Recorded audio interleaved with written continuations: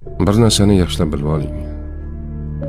U otasini uyida och emas edi, siz uni to'ydiradigan. U otasini uyida kiyimsiz ham emas edi, siz kiyim olib berib minnat qiladigan.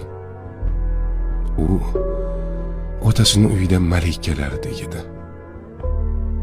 U otasini uyida siz aytgandek kasalmand ham emas edi. Siz boshing kasaldan chiqmaydi deb nomlaydigan. U otasini uyida kiyimsiz ham emas edi, siz kiyim olib berib minnat qiladigan. Hammasdan kechib sizning yoningizga keldimi? Ayolingizni qadrlang. Ayol Allohning omonati. Uni xo'rlash omonatga xiyonatdir. Omonat qilib bergan zot bir kun omonatning ustida albatta